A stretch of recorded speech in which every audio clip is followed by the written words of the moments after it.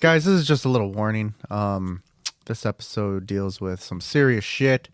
Rape, child death, mutilation. I mean, listener discretion is advised. I mean, if you want to listen to it, by all means, I appreciate the support, but this is a heavy episode.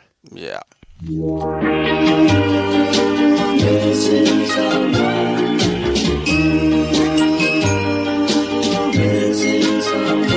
Missing someone with all your heart. Missing someone with heart. Welcome back, ladies and gentlemen, to another episode of Impulsive Thoughts, and it's your favorite host with the most. And tonight is Dano's last episode. Yes, finally. Well, yeah, because he's only going to be on OnlyDans and Pornhub. Yep. Anyway, I'm joined here with Luke Thighwalker. Oh, Jesus. Oh my God. That's my name, Luke Thighwalker. Oh my God. I did see that post you sent. Joined here with Mr. Donnie Rowe. We all know I'm the favorite host. Well, we know I'm not, so we can just leave it at that. You don't got to worry about an That argument for we me. can all agree on. Yeah, we can agree on that. And we got Mr. Dano. Good night, Mike. Definitely not the favorite. And we got Mary. Oh, no, we don't. Oh, Boo. Boo. boo. But I will stick up for her. She is literally like 77 weeks pregnant right now or something, so she's going to pop any minute now. Today is January 10th. Her due date is the 26th, and it's a fucking blizzard thunderstorm out there. Whatever. I mean, there's like maybe, 2 inches of snow on the ground? To me, it looks like 8 inches. That's what I think. That looks like 8 inches to me. Well, yeah. I love those videos where the husband's talking to the Yep. wife, and he's like, "There's not even that much snow," and she's like, "It's only a couple inches." She's like, "That's a lot." He's like, "Excuse me." Say that again. Yep. It's still slippery and gross out there, and she does not need to be driving in this. Yeah, this weather sucks. I'm ready for summer. Fuck yeah, that's why I'm going to warmer climate tomorrow. Yeah. I'm 60 jealous. and sunny. Well, it was raining today, but the next few days are supposed to be 60 and I sunny. was gonna say, is it not snowing there like it is in Tennessee? No. Well, at least you don't have to worry about any iguanas falling on you like Florida. No, I just got to worry about, like I said, voodoo spells and hexes and graveyard tours and crocodiles and Dundees.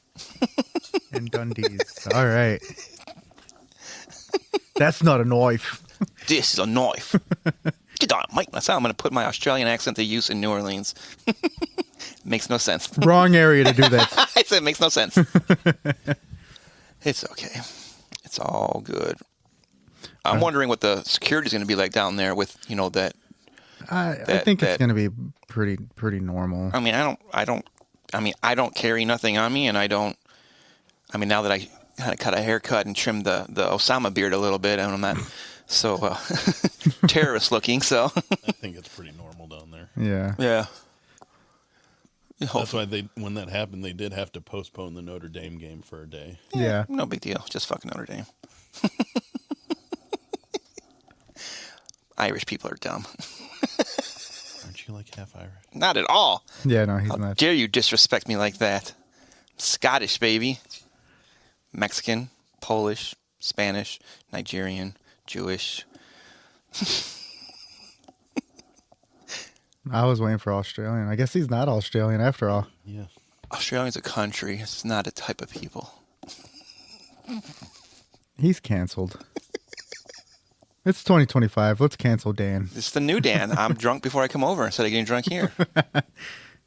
You don't get drunk here. Shh, nobody knows that. We do. You're ruining my facade. Character. Kayfabe. Yeah.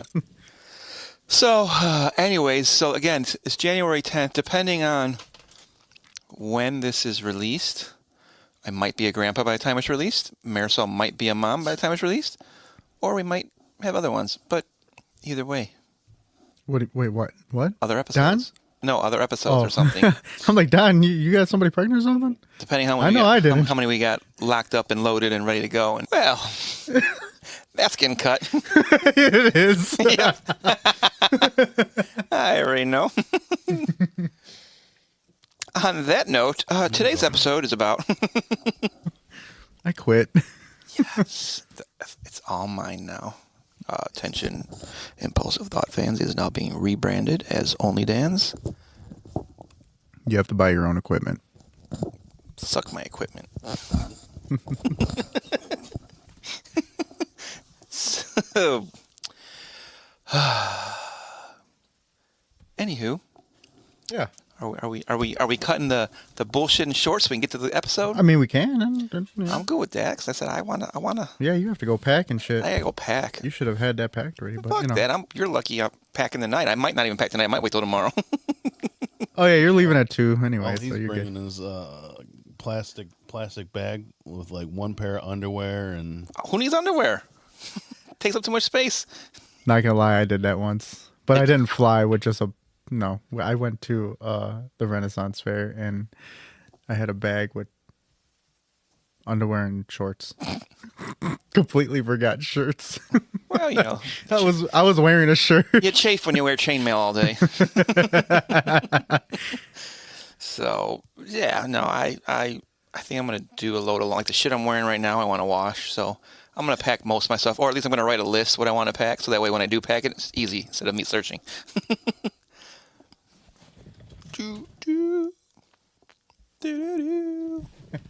Okay, so Don was texting Marisol about the cream puffs. yeah, because they're so tasty. Yeah, pretty good. Who made them? Don, your mom again? of course. Man, she could bake for me any day. Good shit. Every time you bring stuff from her, it's great. Bro, her paydays though. Her I didn't get to homemade have any of those. Did I paydays? have some of Oh those? my god. No, I didn't. But Don brought cookies over for the wrestling the one time because it was like around Christmas time, and she made Christmas cookies. They were good, or some kind of cookies. Were they Christmas cookies or just regular cookies? Oh, just chocolate chip cookies. Yeah, and then like some kind of like almond. I'm going to strap the mic next to your mouth. This is usually where I hold it. Why do you sound so quiet? He has the last couple episodes. I'm gonna unmute all of them. I don't know. Yeah. Unless sometimes hers catches me too. It's possible. Talk.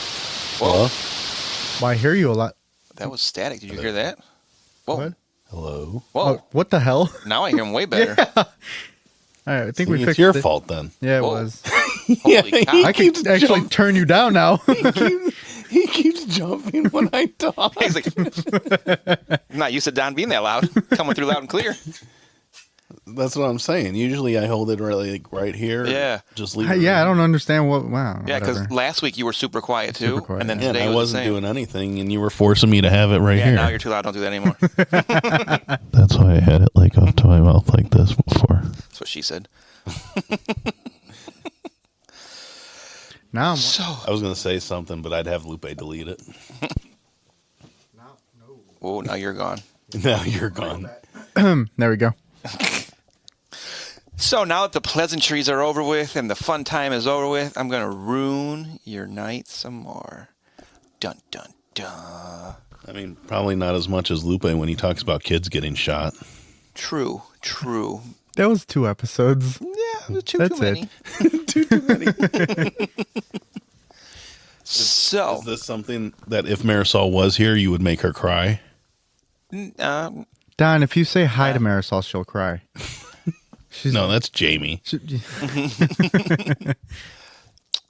Marisol's emotional. Just you be pregnant, Donnie. See how you like it. I mean, I look like I might be, but Don't take my joke. you can delete that if you want. No, that's gonna be the beginning of the episode.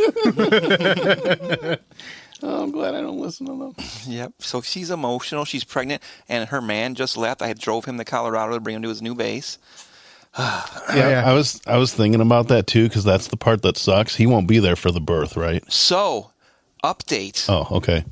No, Fuck me listen, then. I literally just talked to him about an hour ago, and it was awesome. So I'm like, hey, because originally he said so. Like, he found out that he's got to be at work, whatever he's doing, As soon as she says, my water broke, I'm in labor, he Then can he tell his CO, starts hey, can I go home? And he can get to the airport, wait for a flight, whatever. Well, I just asked him, I go, so you still got to wait for her to be in labor, right? He says, he goes, I just found out my unit, my commanding officer, he's going to try and let me go early so I can be home for the whole baby being born. I'm like, really? He goes, yeah. He goes, this unit I'm going to be in is really cool. Like, and he found out his work schedule. He's going to be working 3 days on, then 3 days off, 2 days on, 2 days off, 10-hour shifts. He said he'll be on day shift for 3 months, then night shift, then day shift, then night shift. So the day shift's like, he said 7 to 5 maybe, and then the night shift will be like, he said, I think, what did he say, 5 to 3 maybe. But yeah, 3 days on, then 3 days off, 2 days on, 2 days off. So I'm like, oh, cool. I go, it sucks. You won't ever have like the same days. You won't have weekends off. But he's like, yeah, but I'll have 3 days off in a row when the baby's here. I can be home with the baby, blah, blah, blah, blah, blah. So I guess he had said his commanding officer originally said it was 6 months of days, then 6 months of nights, and every 6 months. He said, but this new commanding officer is like, if you're on nights for 6 months, you're going to fucking kill yourself because it's not conducive to a lifestyle. Mm-hmm. So his commanding officer is trying to change it where 3 on, 3 off, 3, 3, 3, 3 instead of 6, 6, 6, 6, 6, 6, all that shit. So anyways, the moral of my story, the moral of my story is if everything goes right and if the CO is going to do what he's going to do, Logan, hopefully he'll be home for the whole birth of the baby, not just, hey, I'm in labor, get home when you can, Yeah, but then he'd have to just come back a little early because obviously you don't know when she's going to. Right. So that's why I think like I said, her due date's the 26th. The closer they get to that, maybe the commanding officer lets him go the 20th, 21st, 22nd. I don't know. This was, like I said, a short conversation earlier. I know when Logan was born, he was 2 weeks late. Easton was 2 weeks late. So, but Jamie keeps thinking Marisol's going to go early because she's so tiny and her belly's like going to explode already. So she's like, you're so tiny. That baby wants to come out already. It's running out of room in there. So again, we'll see. I hope he's able to get here for the whole baby. Or I was joking with, I think, Sergio at work, and I'm like, well, as soon as she goes into labor, I go, he can, try to find a flight home, get home. Mm-hmm. No. I was going to say the same thing. I like it like that. It's my sexy voice.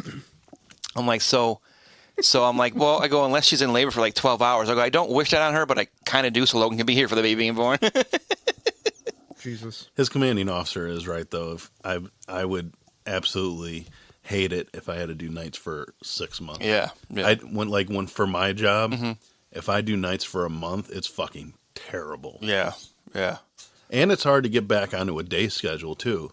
Right. Like after I got done with my last night shift, like when I think it was when I was at BP, mm-hmm. I had so much trouble. Like even still now, like I've been up until like 2 or 3 in the morning. Gee. It's hard to get back into it. Yeah. So it was cool. We had a little father-son bonding moment, 17-hour drive out there to Colorado, and I learned a little bit about geography when I looked at the map. So now I'm 46 years old, and I suck at geography. I've always known that, but I always thought Colorado was Pacific Northwest area. I always thought it was. I always thought it was above Nevada, above Arizona, that area. Like Mountain Time or something. It is Mountain Time, but I always thought it was west and north. I thought it was that area. When we drove, and I'm like, okay, wait a minute. We went through Illinois, we went through Iowa, we went through Illinois, Iowa into Kansas, and then New Mexico. No, but it's right above New Mexico, which is south. And I'm like, so like I said, it blew my mind when I looked at the map. I'm like, we're going there? Like, why did I always think? So I'm like, it was just crazy to me. Like, I always thought it was up north. So again, it was cool. But a little 17-hour drive. She said, it's fine. I'm not sad with that melting.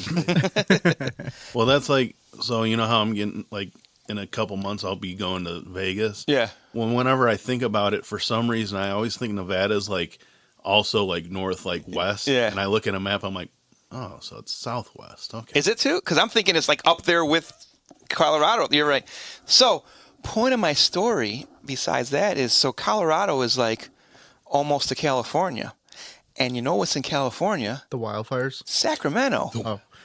And you know what was in Sacramento? It's a guy called the Vampire of Sacramento. See that segue? That was Nice professional. segue. That was Nice. professionally done. It's like even with Colorado. Oh, okay, but it is further west, though, right? Further west, yeah. So you had to get through Colorado to get to Nevada. Yeah, I think you go through Colorado and Utah. Oh, okay. Utah's I thought was north of it. And I'm done with geography. I found my way to Colorado and back. So it was a tough, like Lupe knows it. I left, me and Logan left 6:30 Thursday night, drove 17 hours straight by the time, and then I got on a plane right away. I was back in Chicago by 7:30 Friday night. So it was a fun 24 hours.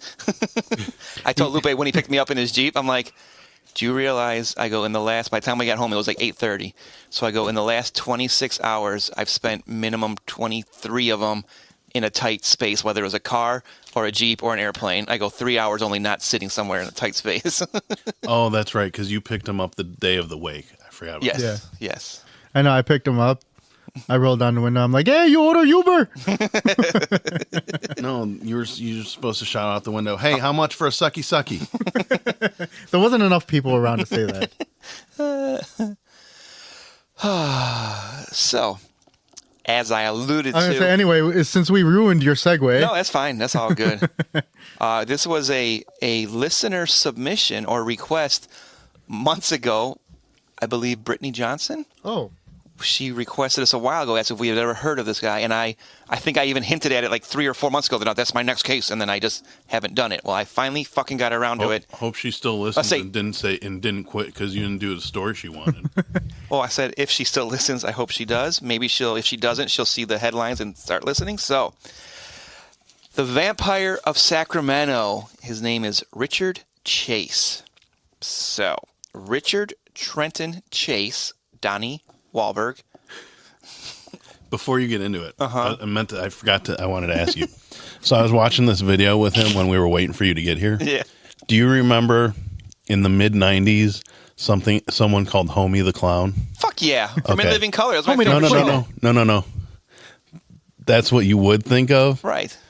But the video was, there was a guy in Chicago trying to kidnap Yes. kids, And he was dressed like Homie the he Clown. was named he called himself Homie the Clown. I remember that also. That's what I was talking about, because I was Vaguely. too young to know that. Yeah. So I wanted to ask someone older that would have. Yeah, that would be me. I'm older. Yes, I do remember that in the mid-90s. Yep, when I was wearing my Zeke Cavariccis. Lupe, I don't know what that is. You don't know what Zeke Cavariccis are? Oh my gosh. It's okay. I don't either. And my thermal wear. I would have said Kangol hat, but you know. I didn't wear a Kangol hat. I wasn't LL Cool J. Wasn't that cool? No, there were these things called thermal wear. They were hypercolor shirts. So they were basically like a mood ring, but in clothing, where it would change color depending if you were hot or cold. So listen to this shit. I had one, and it would turn purple, red, blue, whatever color it was. Well, me being not an adult, and even still as an adult, I don't do it. But normally, I guess when you buy new clothes, you're supposed to wash it before you wear it. What? Yeah, I guess so. I've never done it in my life. So it doesn't happen too much anymore, but when I was younger, if I wore something straight out, I would get like a rash on my skin. Right, and that's what they say because it's packed in something or Yeah. blah, blah, blah. Like So what you're saying is you have bitch skin. So wait, the funny story is this shit changes colors. I wore it, sweat through gym or whatever. I got home and I had purple and pink. Like my body was dyed colors. I had to take, it wouldn't wash off. I'm like, motherfucker, it stained my skin. Actually, I have had that with jeans before. Really? Yeah. Yeah, I would always get like the blue from the jeans on my shoes. Yeah, that Yeah. too. Jeez. But okay, sorry for derailing the start of your story. I just wanted to ask about Homie the Clown. For a third time. So, Richard Trenton Chase was born May 23rd, 1950. And I can tell you his death date. Doesn't matter. He died December 26th, 1980 at the ripe old age of 30. Woo. So he was an American serial killer, cannibal, and necrophile who killed 6 people in Sacramento, California from December 1977 to January of 1978. So for those doing the math at home, that's 1 month. He killed 6 people. He went on a spree. He was nicknamed the Vampire of Sacramento because he drank his victims' blood and he cannibalized their remains. Jesus. Yeah, this guy is a work, man, let me tell you. Nowadays, though, he might be still locked up instead of put to death. So, his early life, he was a native of Sacramento, California, and he was born shortly after his parents got married, and he also had a sister that was 4 years younger than him named Pamela. His parents were prone to arguing with each other during his childhood. As a matter of fact, on one camping trip in Oregon. Anyways, I only say that because in Morbid they go over and how the proper way to pronounce it. So now it's all Fuck that. We're not proper. Now it's all in my fucking head. I still say Indian style. Fuck that crisscross applesauce shit. Indian what? Indian style. Oh yeah. And I still say Arkansas. So, anyways, and I say asparagus, but you know. And lingerie. On one camping trip in Oregon, his mother Beatrice accused her husband of having an affair with a woman hiding in the bushes, which is described as having ruined the trip now. Chase's mother also said that her husband was annoying her in bed while she was sleeping and that he must have somehow drugged her to do this. So you can see a little history of kind of mental illness even in his mom. It has been claimed that Chase's father physically disciplined Richard as a child, but that his actions were not out of the ordinary for families during that era. By the age of 5, Chase privately exhibited evidence of all 3 parts of the McDonald triad. You know what that is, right? No. Ooh, we've talked about it before. Your memory is horrible. It is. That's a theory suggesting the development of violent psychopathy. The triad links cruelty to animals, obsession with fire setting, and persistent bedwetting past the age of 5. It links that to violent behaviors, particularly homicidal behavior and sexually predatory behavior. That's what, I know we never really harp on the name, the McDonald triad, but that's what triad, but that's what it is. These internal issues did not affect his early school life, though, because it is said that he had a birthday party with over 60 children coming to it. So he was popular as a kid. In his adolescence, though, he was said to be a heavy user of drugs such as marijuana and LSD. As an adolescent. So now we get to as a teenager. So that means before he was even a teenager. Jeez. LSD and marijuana. So as a teenager, it says Chase also discovered that he was impotent, which prevented him from having sexual relationships with women. Sucks to suck. Maybe he did suck because he couldn't get it up. So anyways. One of Chase's first instances of strange behavior as an early teen occurred when he started to believe he was a member of the James Younger gang. So for those of you like me that have no clue what the fuck the James Younger gang is, that was basically was a notable 19th century gang of American outlaws that revolved around, guess who? Yes, Jesse James and his brother Frank James. So yeah, I don't know why they just call it. So I guess Younger was another person in the gang, but the gang was based in the state of Missouri, the home of most of the members. So Chase was, again, he claimed or believed he was a member of the gang, so he pasted his head onto photos of them, and he tried to sell these photos to people, and he wanted his mother to buy him a cowboy hat, but she refused. Chase would also sometimes sleep in his family's lounge room, and when he did this, he would take off all his clothes, turn their heater on as high as it would go, and then open the windows. So mental illness you can see early. This is, if he was born in 1950, so 60s, early 60s, mid 60s, it probably was, I don't want to say undiagnosed, but it's just being a kid, or he's fucking weird or something, who knows. It wasn't taken as serious as right. as it was, as it is now. Right. And so it says, while Chase was described as being popular and clean-cut during his high school years, he started to become withdrawn once he entered adulthood and had a more unkempt appearance. Chase got a girlfriend in high school whom he began dating in 1965. In subsequent interviews, this woman, Jesus, used the pseudonym Libby Christopher, so I guess that's the name she went with. They were unable to have sex the first time they attempted to do so due to his impotence. The relationship continued nonetheless, although his continued failure to achieve an erection led to their eventual split in 1966. So they were together for, anywhere from 6 months to a year. Once graduating from high school, Chase attended American River College between 1968 and 1971. His grades were declining, and he started not attending classes, eventually dropping out. So that was, his early childhood and his teen years and his formative years. Mm-hmm. So now we get into his early adulthood. This guy, man, like I said, some of this shit. Chase developed hypochondria as he matured. He often complained that his heart would occasionally stop beating or that someone had stolen his pulmonary artery. Yeah. He would hold oranges on his head hold them to his head, believing the vitamin C would be absorbed by his brain via diffusion. Yes.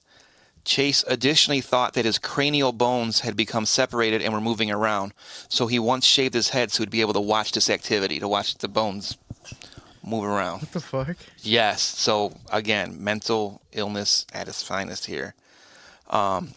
Chase worked in a typing and phone answering job for Retailers Credit Association during 1969 while he was enrolled in the American River College.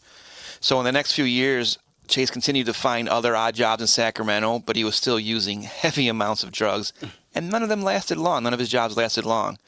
So shortly before dropping out of American River College, Chase shared an apartment with Sid Evans DeMarchi, nice Italian boy there for you, Donnie, and Rachel Statham in 1971. So the two found him sitting on their front lawn one day in February of 1971 and began talking. That's how they found him sitting in their front yard, began talking. That's how it says Chase convinced them to let him become one of their roommates. So his parents gave him $50 each month. Oh, I'm sorry. If I see anybody sitting on my lawn, right. fuck you, dude. What are you Get the doing fuck there? off my property, bro. This is the 70s, though, man. Or the 60s, come on. Or 71, so yeah.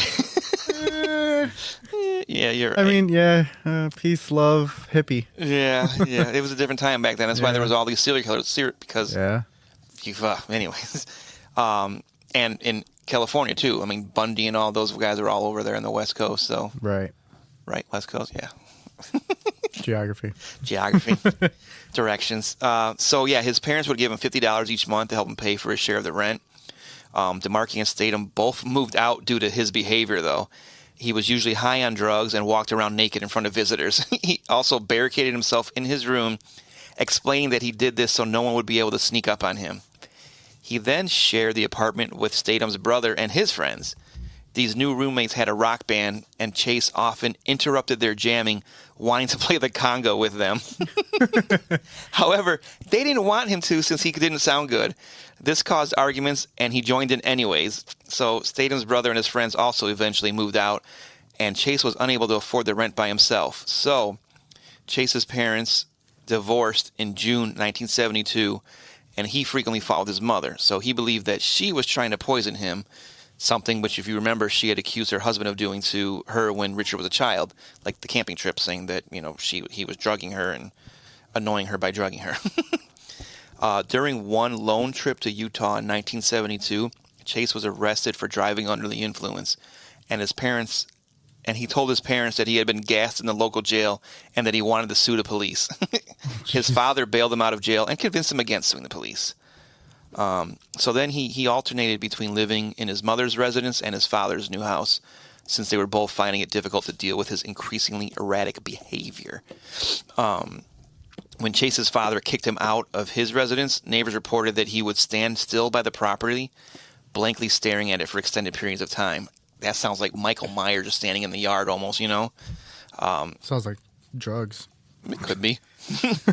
At this point, his father didn't believe that the troubles in his life were due to mental illness, but rather a lazy work ethic and misguided values. So again, the 70s of it. Yeah. In late 72, Chase's mother attempted to call the police on him during an argument, when suddenly Richard grabbed the phone and whacked her on the head with it. She was still able to call the police, and he ran outside and jumped over the fence. The police said they could press charges against her son, but she decided not to. So following this incident, Chase had 2 separate stints living with his grandmother in L.A., who noted his odd behavior. During the first stay with his grandmother, Chase worked for his uncle as a bus driver of mentally disabled children. However, he was fired for never cleaning the bus and letting it run low on oil. All he had to do to change the oil was take it to a particular station, but he never followed through on this instruction. So after getting fired from this bus job, he spent most of the day in his bed, roaming the house at night. He then became convinced that someone was trying to enter his grandma's house through a window. His grandmother heard him talking to himself and also once found him standing on his head in the corner of his room. This is because he told her that he was trying to get the blood to run back down his head. At other times, he complained to her that his heart was hurting and he spoke of pain in his legs. So during his second stint in L.A., he found a job working at a paint store but was fired within a few days. Chase's grandmother said that both his mental state and physical appearance had deteriorated during the second stay with her. When Chase returned to Sacramento for good in the summer of 73, he began cutting out photos of human organs from medical book and pasting them all over his bedroom. This was in an effort to understand what was wrong with him. Around this time, Chase called an ambulance to his house, who arrived with the stretcher that he had requested. However, they refused to take him to the hospital when they found out that he was not suffering from a medical emergency. Chase later went to his mother, begging her for help with his supposed medical conditions. She responded by getting him in contact with 2 different doctors. Chase was dissatisfied with the prognosis these doctors gave him, so he went to see Dr. Donald Ansel. Ansel found there to be nothing physically wrong with him and concluded that Chase had a psychiatric disturbance of major proportion. I'd say so. Yeah. So in 1973, Chase killed one of his cats when he saw a television story about a cat that had received high-quality medical treatments. The story pissed him off so much since he believed that he deserved the treatments, not cats. So he killed his own cat. So I was going to ask you, because I don't know if you have the answer to it, but did, like, psych wards exist in the 70s, or? Yes. So, funny you should mention that. My next section is called institutionalization. Okay. Way to lead me into it. Good job. Hello there. Dakota Kai. So, Chase spent 2 days in a psychiatric ward in December 1973. Not long enough, apparently. Well, after walking into the emergency room of American River Hospital complaining about a variety of imagined ailments, Chase said that he couldn't breathe, that the blood had stopped flowing through his body, and that he was suffering cardiac arrest. He also mentioned that he'd lost his pulmonary vein.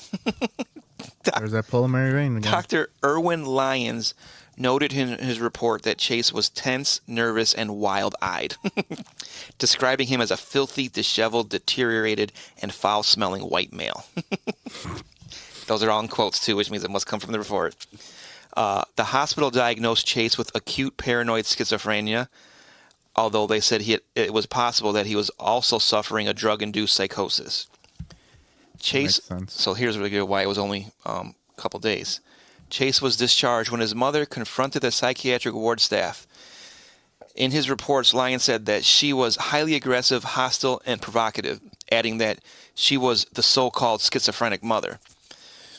After being discharged, Chase's mental health allegedly improved over the next 2 years once he started taking the hospital's medication. He was given an oxygen tank, presumably to help him deal with panic attacks, and also he added 20 pounds to his thin frame. So it's not like he was getting healthier, right. Taking the medicine, doing this stuff, and probably not doing drugs. That's why he's probably cut on 20 pounds. Right.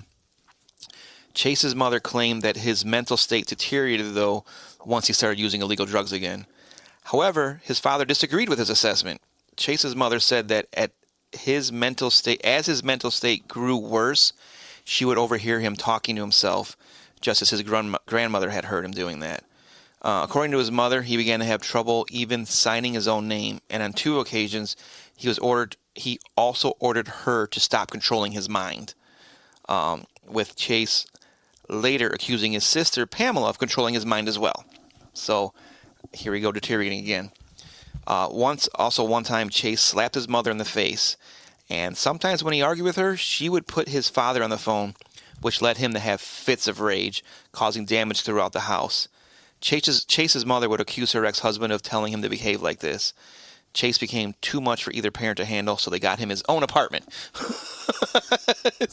So that's how we handle it. Send him out into society. But again, you hear the way the mother said she accused the ex-husband of letting him behave like this. So she doesn't sound well either, So this is once living in this apartment, Chase began riding his bicycle to a rabbit farm, and after purchasing the rabbits, he would consume them raw. Yes, you heard that correctly. He would go to a rabbit farm, buy them, and eat them raw. Chase kept the apartment relatively clean, and his father would come over for games of chess. So when Chase's father asked why he had all these live rabbits, Chase responded by saying that he was eating them, and his father never looked into this any further, having already grown accustomed to his strange statements. What the fuck? So basically his father didn't believe him, just, okay, he's got rabbits here, whatever. So In 1976, he was involuntarily committed to a mental institution for the second time. This occurred when he was taken to the emergency room of American River Hospital after injecting rabbit's blood into his veins. God. His father found him vomiting in his apartment and barely able to move following blood poisoning. The emergency staff said that Chase gave them, air quote, a bizarre, not air quote, but quote, a bizarre story about eating a rabbit which had battery acid in its stomach, and they again concluded that he was mentally ill. Okay.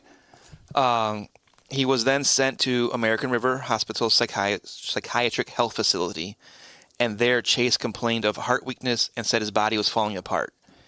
He refused to participate in any group activities, eventually being transferred to the Beverly Manor Psychiatric Hospital. The staff at this institution nicknamed him Dracula because of his blood fixation. He broke the necks of 2 birds he caught through the institution window and drank their blood. He also extracted blood from therapy dogs with stolen syringes. Jesus Christ. Yeah, so, fuck. Yeah, this guy. You look shocked over there, Lupe. Have I disturbed you? Brittany, what the fuck? Yeah, and this is before he even does his murders. This is just him being. That's fucking crazy. So. Should be locked up. Well, he kind of was, but not really. After undergoing a battery of treatments involving psychotropic drugs, Chase was deemed no longer a danger to society, and later in 1976, he was released to his mother's custody. The mental institution staff... Big mistake. Yeah, the mental institution staff disagreed with this decision, which was ordered by a doctor. So, fast forward a little bit, it says shortly after Chase's murders, one of the staff members told TV reporters that it was his turn to be released, and anything we had to say or do about it was irrelevant, adding that he thought that Chase was, quote, sick and dangerous. Another female staff member who was interviewed said he needed extensive care. He was not receiving as much care as he should have gotten. So, again, so without consulting doctors, Chase's mother weaned him off his medication since she disliked how it made him like a zombie. Oh, my God. She got him another apartment, and in it, Chase progressed from eating birds and rabbits to eating dogs. He purchased puppies and hanged them in his apartment. They're killing the cats. They're killing the dogs. And he hung them in his apartment. Chase would then cut open their stomachs, What the fuck? drinking their blood and eating their raw guts. Yeah. Some of the dogs he purchased were suspicious and didn't want to go with him. Well, yeah. They can sense Always evil. trust the dog. They can sense evil. Carissa, if you still listen, that's why I say Harley wants to get Jackson. Dogs can sense evil. That kid's evil. Ooh. I'm joking. She knows I'm joking. I say it to her all the time. Chase's neighbor, Don Larson, said that he would aimlessly walk around their apartment complex with his mouth open and that he didn't respond to her when she said hello to him. She also remembered seeing him bring dogs and a cat, even though pets weren't allowed. She never saw the animals again and didn't know what become of them. Initially, Chase only allowed his mother enter the door of his apartment, but he soon would not allow anyone to come in and would speak to his mother through a crack in the door. So he's what's not downgrading, he's devolving, sounds like, rapidly. So later investigations uncovered that in August of 1977, Chase was stopped and arrested on a Native American reservation in the Pyramid Lake, Nevada area. His naked body was smeared with blood, and a bucket with a liver was found in his truck, Oh, my God. with police suspecting that a homicide had occurred. Totally normal. Yeah, witnesses reported that Chase had a dog with him earlier that day, but it was never recovered. So when questioned by the police at the scene, Chase claimed that the blood was seeping out of him, and he didn't know what had happened to the dog. The blood later was determined to be cow's blood, and no charges were filed. So that was Maybe he August just of really 77. wanted a burger.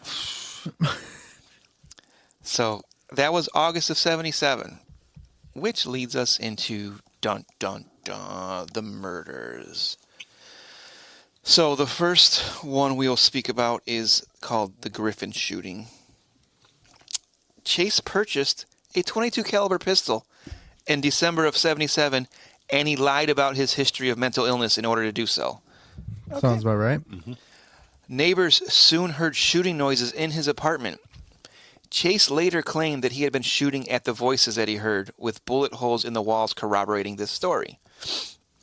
Chase continued to kill and eat dogs and would now shoot them in the head.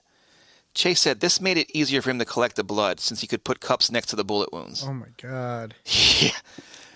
After killing small dogs, including Labrador puppies, he eventually tried to steal a large St. Bernard from a residence, but he was unsuccessful. So, on December 29th, 1977, Chase killed his first known human victim in a drive-by shooting. The victim, Ambrose Griffin, was a 51-year-old engineer and father of two. Griffin had been unloading his groceries in his driveway with his wife, initially believing that he had suffered a heart attack. The shooting baffled police, who viewed it as being a random, motiveless crime. Chase claimed that in the lead-up to the murder, he was angered by his mother's refusal to allow him to come over to her house for Christmas. She wouldn't allow him in her house since his sister had become afraid of him, following a recent incident where he ripped apart a cat in front of his mother during an argument, smearing his blood over his body. So, 2 weeks after the Griffin murder, he attempted to enter the home of a woman, but because her doors were locked, he walked away. Chase went on to tell detectives that he took locked doors as a sign that he was not welcome, but unlocked doors were an invitation to come inside. On one occasion, he was caught and chased off by a couple returning home as he pilfered their belongings. He had also urinated and defecated on their infant child's bed and clothing. He broke into another unoccupied house and attempted to set the fire on drapes. Oh my God. Set the fire on drapes. Set one of the drapes on fire. Chase later said that he believed the residents of this house had been spying on him and that he wanted them to leave the neighborhood. Whew. So, then we go on to the Wallen murder. So, during this time, Chase became a fan of the Hillside Strangler, operating not far from here, and he avidly read the newspaper articles about the killings. He had guns, he had a fear of other people, and he had no sense of boundaries. A lethal combination even without his weird blood fantasies. So, FBI agent Robert Ressler once asked Chase how he selected his victims, and he said that he went from down the streets testing doors to find that one was unlocked. Quote, "If the door was locked, that means you're not welcome." So, that last No one... more locked doors. That last murder was December 29th, I believe I said. Yeah, December 29th. So now we go to... on January 23rd, 1978, so almost exactly a month later, apparently he found the door at the Wallen home unlocked. He entered Teresa Wallen, 22 and 3 months pregnant. He encountered Teresa Wallen. She was 22 and 3 months pregnant. Before entering, Chase deposited a .22 caliber bullet in the mailbox, just sat it in there. I don't know. He opened the door and ran into Terry as she was taking out the garbage. She dropped the bag as he raised his pistol and shot her twice. One bullet entered her palm, held up, in a defensive position, and it traveled up her arm to exit out her elbow and then nick her in the neck. The other went through the top part of her skull. She fell, and Chase then knelt over her prostrate body. He then shot her in the cheek, breaking her jaw, before shooting her in the head and rendering her unconscious. His next move was to drag her into the bedroom, leaving a trail of blood behind. So he then retrieved a knife from the kitchen. This is very detailed and graphic, so, alert if you don't like the stuff. Fast forward 30 seconds. So, maybe longer. Fast forward 2 minutes. He then retrieved the knife from the kitchen and an empty yogurt container from the trash bag that Terry had been carrying. Her sweater was pulled up over her breasts and her pants and underwear down around her ankles. Her knees were splayed open in the position of a sexual assault. He had sexual intercourse with her corpse while stabbing her in the stomach with the butcher's knife from her kitchen. God. Her left nipple was carved off, her torso cut open below the sternum, and her spleen and intestines pulled out. Chase had stabbed her repeatedly in the lung, liver, diaphragm, and left breast. He also had cut out her kidneys and severed her pancreas in two. He then placed the kidneys together back inside her on the left side beneath her liver. So he put the shit back in there. There was blood in the bathroom, and it was later learned that Chase had smeared Terry's blood all over his face and hands, licking it off his fingers. The discarded yogurt container near her body was also bloodstained, as if he had used it to drink her blood. His most heinous act, however, this one's bad, was to stuff dog feces from her own yard down her throat before leaving her house. Ugh. There were odd rings of blood around the body, as if someone had placed a bucket there. So, despite wearing rubber gloves to the murder, Chase made no effort to cover up the crime scene, and he left behind the butcher knife. It was determined that Wallen was still alive while some of the mutilation was occurring, and remnants of her unborn fetus were also found. This is probably a good thing Marisol wasn't here. Wallen's corpse was discovered by her husband, a truck driver who was at work when the murder happened. The husband only saw a split second of the corpse before screaming and getting out of there. He called his parents to come over and was hoping that they wouldn't have to look at her corpse, but they did eventually see it. So why did you call him is my question. Police called to the scene were told that the victim had been shot and opened up with a knife. They did standard procedures to check if she was alive, such as putting a flashlight to her face even though it was obvious she was dead. Wallen's eyes were open and her tongue was sticking out, with Detective Wayne Irey, I think I-R-E-Y, saying that, oh shit, wrong button. No. Saying, he deleted it. no, that would be horrible. Saying that the terrified expression on her face had continued to haunt him over the years. Irey added, this quote, "It was a horrific homicide because not only had he killed her, but she was pregnant at the time, so he killed an unborn child," end quote. Sacramento officer Frank Davison remembered in 2010, he goes, I've been to a lot, this is a quote, "I've been to a lot of homicide scenes and took a lot of pictures and done a lot of evidence, and he was the strangest I've ever seen, and that a lot of the other people have ever seen.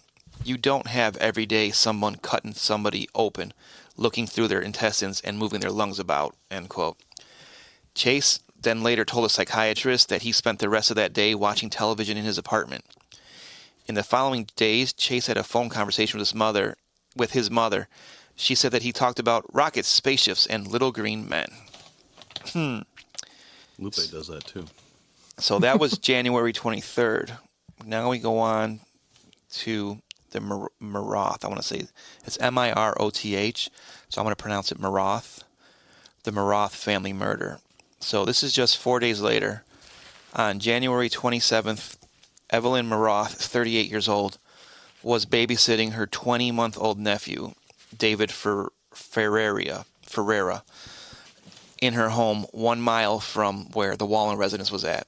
Her 51-year-old friend, Dan Meredith, came over. So Evelyn was about to send her son, Jason, who's 6 years old, to a friend's house. When Jason failed to arrive at the friend's house, the friend sent her daughter over to check. The little girl saw movement inside from the front window and then turned around to report that no one had answered the door. Neighbors grew worried, and one finally entered the house and saw what had happened that morning. So again, if you don't like this stuff, you're not going to want to listen to this. Chase had said he was only semi-conscious when this happened, so the exact sequence of events is unclear, but this is the best way they put the timeline together. Dan Meredith had been introduced to Evelyn through his sister, and he was being treated for a brain tumor at the time of this. So when you walk in, Danny Meredith lay in the hallway in a pool of blood. The deputy who checked him saw a gunshot wound on his head and then saw blood in the bathroom and what looked like bloody water in the tub. Then he found Evelyn lying naked on the bed in her bedroom, her legs splayed open. She had a gunshot wound to her head, and her abdomen had been cut open and her intestines pulled out. Like with Wallen, the other murder, Chase cut open the organs. 2 carving knives stained red lay nearby. It appeared that she had been taking a bath when surprised by her killer and then dragged to the bed. He sodomized her corpse, stabbing her through the anus into her uterus at least 6 times. He made several slices across her neck and tried to cut an eye out. He stabbed several internal organs as well, which the coroner later noted would facilitate getting at the blood in the abdomen. Inside Evelyn's rectum was a large amount of semen, suggesting that Chase was able to get an erection and have anal sex with her corpse, in spite of his impotence. Bloody ringlets on the carpet indicated that he had once again used some kind of container to collect blood. On the other side of the bed, police officers discovered the body of a boy who turned out to be her 6-year-old nephew, Jason. He had been shot twice in the head at close range. The intruder had left bloody footprints behind which resembled the shoe marks found at the Wallen murder case. Then they located an 11-year-old girl in the neighborhood who described the man near the victim's residence around 11 o'clock. She described him in his early 20s, and he fit the description of a man repeatedly seen in that area, walking around asking people for magazines. Dan Meredith's red station wagon was missing from the front of the house where neighbors had seen it parked that morning. Then Karen Ferreira, F-E-R-R-E-I-R-A, Ferreira, arrived, seeking the whereabouts of her son, David, Sorry. who was left with her sister-in-law, Evelyn, that morning. Remember, he's the 20-month-old that she was babysitting. No one had seen him, but there was a bullet hole discovered in the pillow that was in his crib. There was a lot of blood. It later turned out that Chase had drank Evelyn's blood and had mutilated the baby's body in the bathroom, opening the head and spilling pieces of the brain into the tub. A knock on the door must have interrupted him, and he had fled with the body. As police looked for him, he took the baby to his home and severed the head. He removed several organs and consumed them. Chase, also the baby's name was David, stabbed David in the anus and cut open a section at the back of his skull so it would be easier to drink his blood. Evidence suggests that Chase shot David in the head while he was in the crib. Investigators who worked on the case have said it is also possible that Chase was bathing in this bathtub full of blood instead of, Evelyn bathing and her finding him. So while these mutilations were occurring, 6-year-old Tracy Grangert is the girl's name, began knocking on the door since her family had scheduled a day trip with Jason. Chase said that this startled him, and so he, quote, took the baby and split. 3 different knives were being used, with Chase leaving 2 of them behind at Evelyn's house and leaving another outside her yard. He fled in Dan Meredith's car with David's body and took it to his apartment, saying that he had another blackout while fleeing. This again, repeating basically. At his apartment, Chase went on to decapitate the baby and consume parts of the brain. When subsequently asked why he did this, Chase claimed because he was hungry. Oh, yeah. Yeah. Good reason. That ends the spree killing, and now we go into the police investigation and the capture of him. So the family of the girl who startled Chase at the house and alerted the neighbor who called the police. The family of the girl, they alerted the police. Dan Meredith again was lying in a pool of blood near the door when police entered. So Sacramento detective Ray Biondi described Maroth's residence as a, quote, house of carnage, and said it was difficult to look at the dead body of 6-year-old Jason, since he also had a 6-year-old son at this time. Jason was wearing new clothes for the day trip he was meant to go on with the Grangard family. When police found Evelyn's mutilated corpse spread out on a bed, they noticed that Ferreira was missing from his crib, subsequently saying they had little hope that the missing baby was still alive. They discovered that the murderer had left complete handprints and shoe imprints in Maroth's blood, and due to the nature of the murder, immediately connected it to the Wallen slaying. So police had initially been exploring the possibility that Wallen may have been murdered by her husband or ex-lovers, but after this they soon abandoned that theory, thinking, no, this is all connected. Russ Vorpagel, a special agent of the FBI based in Sacramento, he got Virginia-based FBI profiler Robert Ressler, which I mentioned earlier, to assist police during their investigation. The two went on to create their own profile of the killer. So this is their profile. They said they believed that the killer was a white male in his 20s and that he was suffering from mental illness due to how much evidence he had left behind during the murders.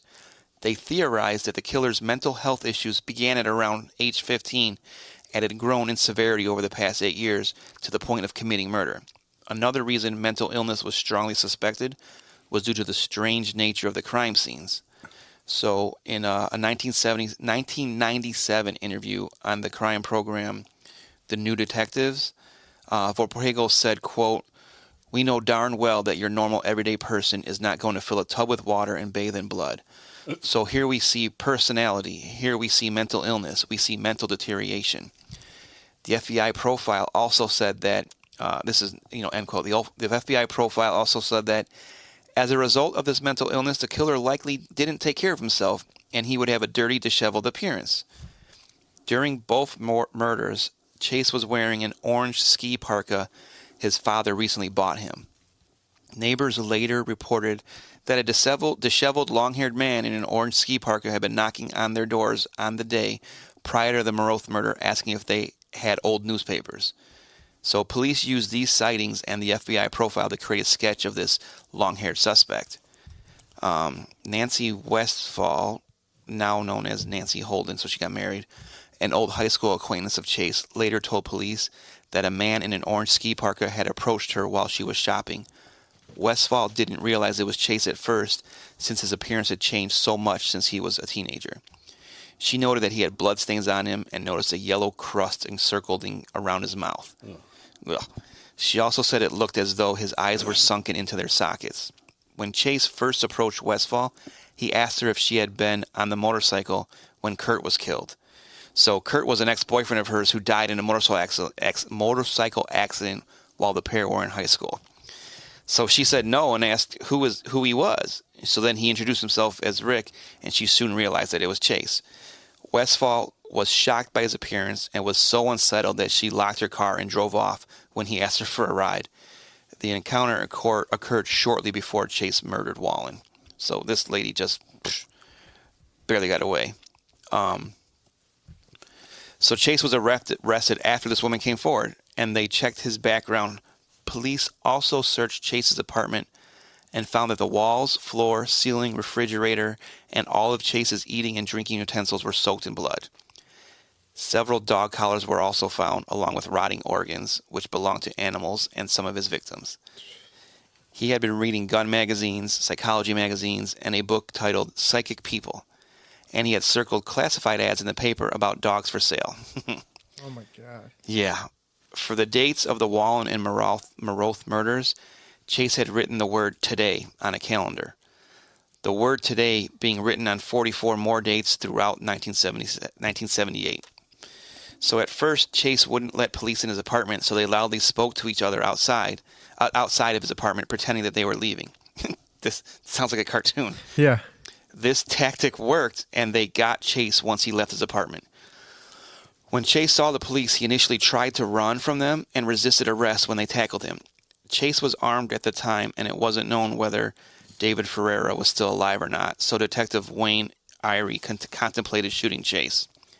He said in 2010, this is a quote, "That's when I found out I'm not like him. Even though it would have been a good shooting, it would have been a justified shooting, I couldn't kill him. And I would have been justified in doing it because the average person, cops included, are not like these people. He's a cold-blooded killer, and we aren't," end quote. Once captured, Chase was uncooperative with police, claiming that he had only killed some dogs and that he was being framed by the Italians. See, Donnie? Fuck you, you Italians. He speculated that the murders had been committed by a blonde man in an orange jacket and that someone had been coming in and out of his apartment. It would take until March of 1978 for the police to find Ferreira's decomposed corpse in a garbage bin. It had been placed inside a box a few days after his January 1978 capture. Chase was interviewed by psychiatrists and only went into vague detail about his mental health history. When they asked what was on his mind, Chase was not forthcoming. They rephrased the question and asked what was on the screen of his mind, as if he were watching his thoughts on a television. So Chase then said, quote, "normal things," and, quote, "an exploding 747 jetliner." He also said that he saw lights in the sky that might be UFOs, and then he incorrectly claimed that he was Jewish, saying that he was beaten up by gangs of Italians because of his ethnicity. So, this guy's a trip, man. So now, after all that, we have the trial. In 1979, Chase stood trial on 6 counts of murder. And due to his delusions of being a persecuted Jew, Chase wanted a lawyer from the Jewish Defense League, with this motion being denied. His defense attorney would end up being Faris Salami, Farris, and then, well, maybe Salami, Salamy, who was the son of Lebanese migrants and local to the Sacramento area. Jeez, pronunciate, Dan. So while in custody and awaiting trial, Chase claimed the food he was being served was poisoned. He ordered his defense attorney to have the food tested, and it came back negative. In order to avoid the death penalty, the defense tried to have him found guilty of second-degree murder, which would result in a life sentence. Their case hinged on Chase's history of mental illness and the suggestion that his crimes were not premeditated. So Faris Salami remembered in 2010 that Chase was, quote, the most deranged person he'd ever met, and that his case was, quote, one of mental disease. In more interviews with psychiatrists during the trial, Chase admitted his guilt, saying, I didn't kill anybody, just a few people. He remembered very little from the Maroth family murder, and regarding the Wallen murder, Chase explained to the psychiatrist, I was sick, poisoned by iodine or mercury. I was trying to get free of a poisoned place and go live with my grandmother's relatives. The car had broken down and I had no money, so I walked into somebody's house and killed them. Jesus. Chase acknowledged that he needed blood, saying that he'd gone to several places to get some but was unable to. He believed that his lack of blood was preventing him from living a normal life. Chase claimed that the blood from animals hadn't helped him, explaining, I couldn't cope with the world anymore because every time I tried to get up and act like a human being, I couldn't because of the weakness. I went on welfare and I got in Beverly Manor, so now I've got a trial pending, I guess. He went on to plead not guilty by reason of temporary insanity and requested he be seen by a heart specialist for a supposed stolen pulmonary artery. Again, Chase told the jury that he was a good person but had a weak heart and mind. Oh, yeah. Right. Chase also said that he was afraid that his victims would come back from the dead. Teresa Wallen's husband was involved in the trial, giving victim impact statements. One day during the trial, Chase's mother confronted him and criticized their German shepherd. So she confronted Teresa Wallen's husband and criticized their German shepherd for not protecting them the day of the murder happened. Yeah. So she's saying it's your German shepherd's fault for not protecting you. This comment left Wallen's husband stunned, who responded by saying that she would have protected them from her son. On May 8th, 1979, the jury found Chase guilty of 6 counts of first-degree murder and rejecting the argument that he was not guilty by reason of insanity. They sentenced him to die in the gas chamber. Lead prosecutor Ronald W. Tochterman convinced jurors that Chase, while mentally disturbed, still knew what he was doing was wrong. Tochterman subsequently said he knew that it was going to be a difficult task trying to convince jurors that Chase was legally sane. So some doctors who interviewed Chase during the trial had come to the same conclusion as Tochterman, which strengthened the case against him. The fact that Chase wore gloves during the murders helped prove there was a level of premeditation. Faris Salami said in 2010, quote, he did a lot of things, which prosecutors would tell you show that he was thinking. He took rubber gloves with him, but he never, on the other hand, cleaned himself up. People saw this blood on him all the time. He never got a haircut. He wandered in and out of people's yards. He never seemed to be trying to conceal his appearance, which is kind of the other side of it. So he was given kind of both sides of the argument there, his quote. So that was, he got tried, found guilty, yada, yada, yada. So his incarceration and death.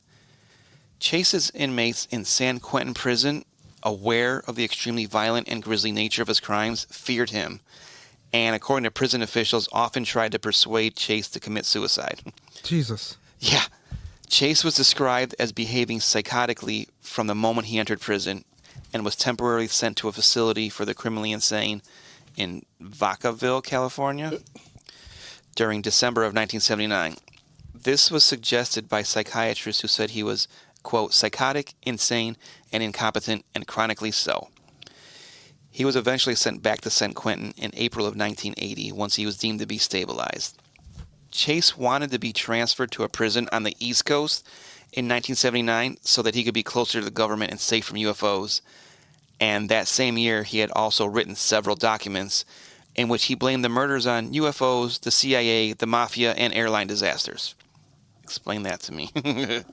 In one of the documents, Chase wrote that UFO Intelligence began tracking him 6 months prior to the murder spree, also theorizing that he was born as a result of UFO cloning experiments and claiming that his mother had been secretly poisoning him since he was a year old.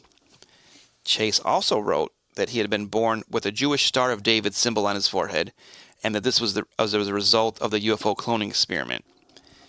During late 1979, Chase was considering appealing his death sentence since he thought his life was under threat when the murders happened, which could have made his actions justifiable under California law. So I guess he was considering it, but I guess he didn't. In 1979, Robert Ressler conducted an interview with Chase at San Quentin. A reason Ressler did this interview was because he wanted to validate the original criminal profile that he had made of Chase while the murders were occurring during 1978. So when Ressler met Chase, he noted that he was very thin and described his eyes as being like black dots rather than normal pupils, saying that they resembled those of a shark. In this interview, Chase spoke of his fears of Nazis, UFOs, and being poisoned. He told Ressler that he was going to appeal his death sentence, and this was since he was a victim of soap dish poisoning. Chase explained to Ressler that everyone has a soap dish, and if they lift up the soap and the part underneath the soap is dry, they are fine. But if it's gooey, that means they have soap dish poisoning. Yeah. When Ressler then asked him what the soap dish poisoning had done to Chase, he responded by saying it had turned his blood to powder and that the reason he killed was to replenish his blood. Chase added that the soap dish poisoning was being perpetuated by Nazi UFOs and asked Ressler to give him access to a radar gun with which he could apprehend the Nazi UFOs so that the Nazis could stand trial for the murders. Chase again claimed that he was Jewish and said that there was a Star of David symbol on his forehead. He handed Ressler a large amount of macaroni and cheese, which he had been hoarding in his pants pockets, believing that the prison officials were in league with the Nazis and attempting to kill him with poisoned food. This guy, man. So Yeah, extreme case of paranoia. Chase wanted Ressler to have the food tested. So normal. Can you imagine, though, like, this guy just hands you a bunch of macaroni and cheese from his pants pocket while he's in prison?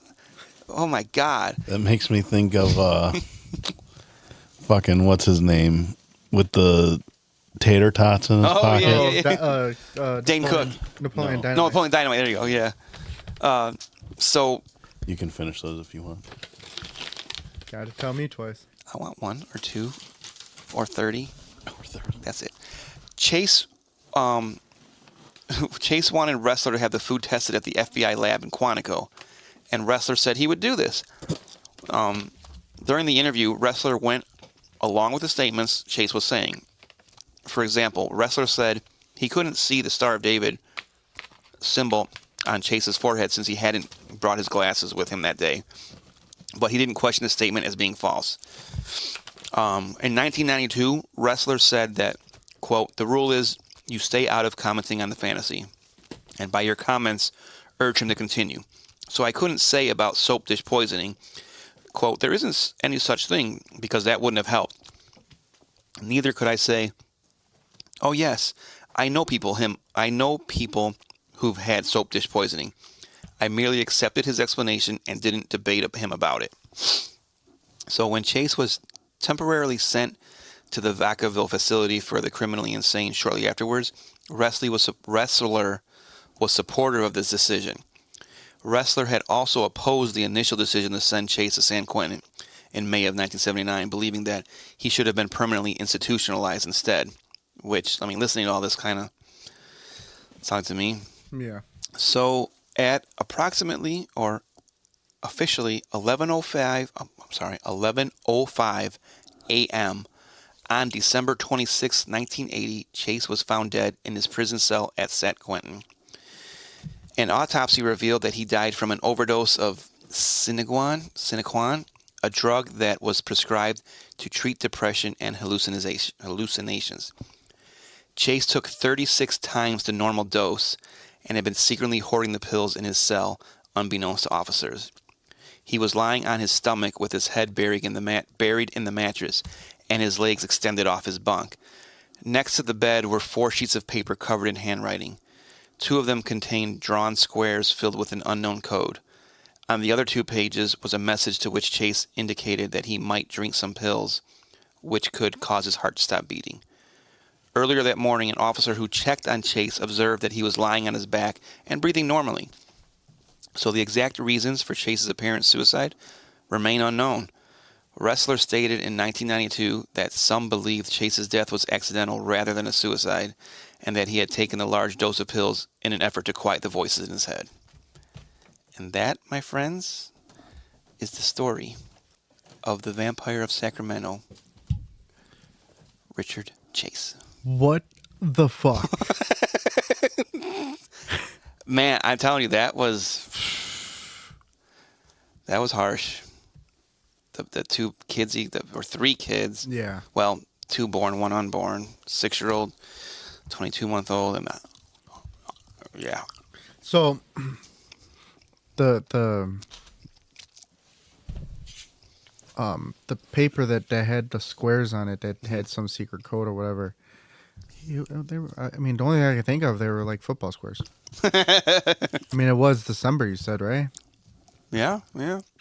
Nearly playoff season. It was obviously a code from the aliens. Oh, well, yeah. Or the mafia. Yeah. That's fucking wild. Oh my god. That was a roller coaster of fucking just, oh my god. What's with the hate for Italians from this guy? Right. I don't know. I mean, whew. At first it seemed like just regular, he just hated Italians, but then he like threw in their mafia. So maybe that's why. He thought it was a mafia, so he hates all Italians. He had some extreme paranoia. Seems like a totally normal dude. Yeah. I mean, I think next time I come over here, I'm just going to bring a pocket full of macaroni for you guys.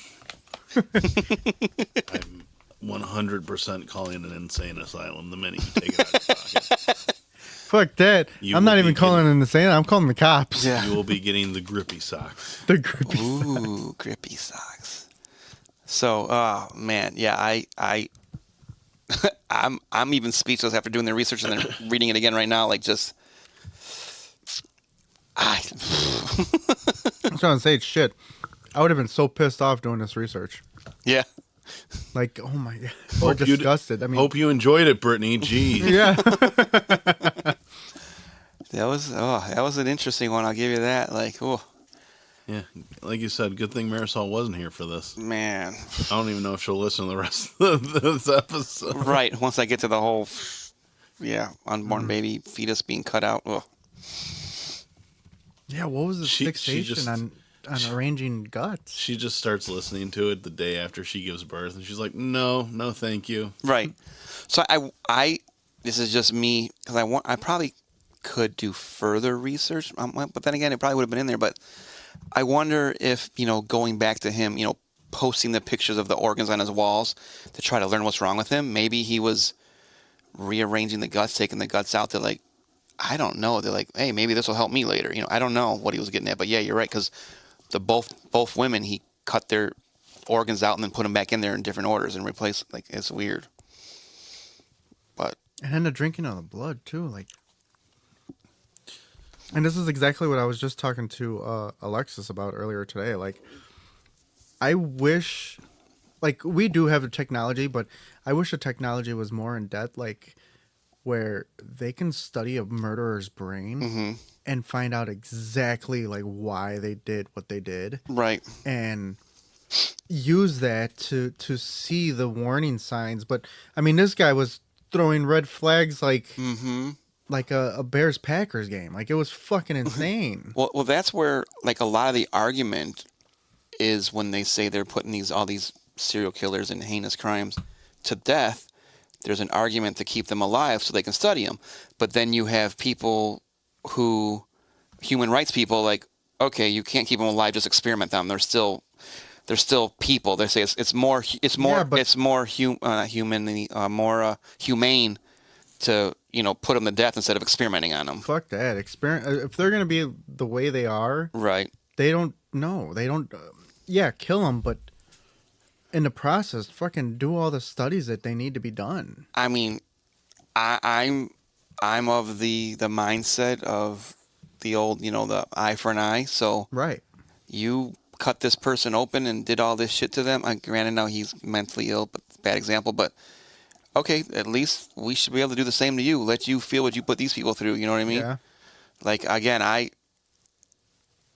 my biggest hatred is child predators and child molesters. Yeah. You need to get something shoved up your ass and your shit torn apart when you do stuff to kids. Anyways. So yeah, I that's one that I haven't fully made my mind up yet on. Like my snap judgment, yes, do tests on serial killers. You deserve to be shit done to you so we can find stuff out. But it's so inhumane. But then again, what you did is inhumane too. So, you know what I mean? I'm back and forth Right. on that one. I'm back and forth. Like at that point, you're not a human being. You're a fucking monster. But then, because that goes back to the old adage. Okay, now if I just put you to death, what does that make me a murderer now? Yeah. So if I'm experimenting on you, how inhumane am I? How crazy am I in the head that I want to do these experiments on people to find out what's wrong with them? Right. So it's just a fucking. It's just so. Whoa. Yeah, there's a lot of gray area. Mm-hmm. How do you feel, Donnie? That was definitely a messed up story. That's putting it nicely. Wow. Yeah. So That's wow. again, I apologize for anyone that was bothered by that. This is probably one of our more gory or Might have to disgusting put ones. a trigger warning at the Yeah, beginning. might have to do that. Yeah.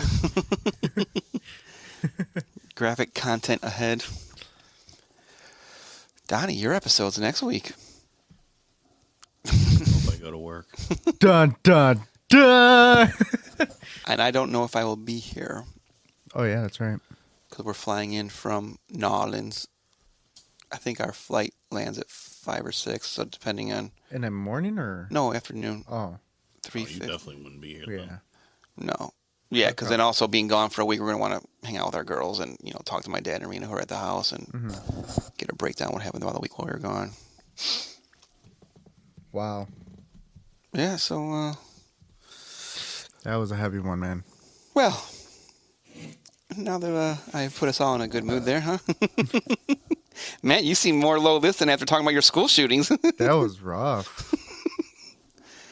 Yeah, it was a tough one, man. It was a tough one. You can find us on all your major podcast platforms. On Instagram. And he's ready to go pack. Yeah. On Instagram at impulsive_thoughts_pod. On TikTok, we don't really do much. On Facebook. Yeah, I'm a TikToker. YouTube, again, I've said it a bunch of times for new listeners. You can find us on YouTube. There's no video. It's either a black screen or just our logo, but Logo. I've heard people say they like listening to podcasts on YouTube because it's easier for them to get to than downloading an app like Spotify or Apple Podcasts or blah, blah, blah. So, yeah, YouTube, Instagram, Facebook are the main three. Yeah, I know I didn't make a post for the last episode on Facebook, but you can find us on Facebook. These are, I really like to start getting back into the Instagram thing, just so we can have the cross platforms and stuff like that. And I do want to. I'd like to get some start doing videos too, at least like clips and stuff like that. well, again, as we've hinted at in the past with Marisol going to be having the baby and maybe not being able to drive out here, and then when Right. her eventually moving with Logan to the Army base, try to get her involved, not just through a phone call. So like I said, when we did that with the last podcast, that sound quality was pretty good through that. So, Oh yeah, I had a bone to pick with them. They didn't shout us out, but they shouted out. Shouted out.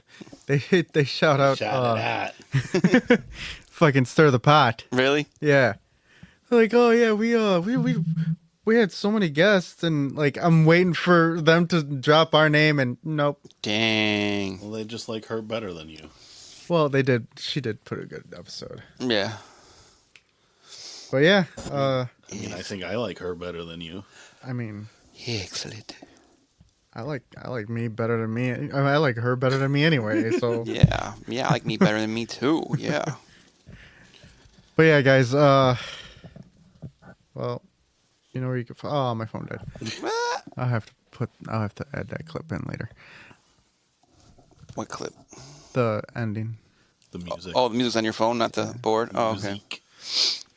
So, guys, that being said, I'm your favorite host with the most, Lupe. I'm joined here with Mr. Dono. Whoa. Mr. Don Rowe. Donnie Rowe. Mr. Donnie Rowe. Fuck. How many have I had? How much did you drink tonight? This is only my third one. I'm joined here with Mr. Donnie Rowe Hasta la vista. Baby. and Mr. Dano with a great episode. Oh, thank Fucked you. me up. Thank you, mate. I appreciate it. Good eye. And that's why we don't have Yeah, the Australian listeners anymore. You had to ruin your compliment. It's because Rhea's busy being a champion again. Guys, don't believe everything you think. And don't believe Danny either. I would say, don't believe what Danny says either. Peace.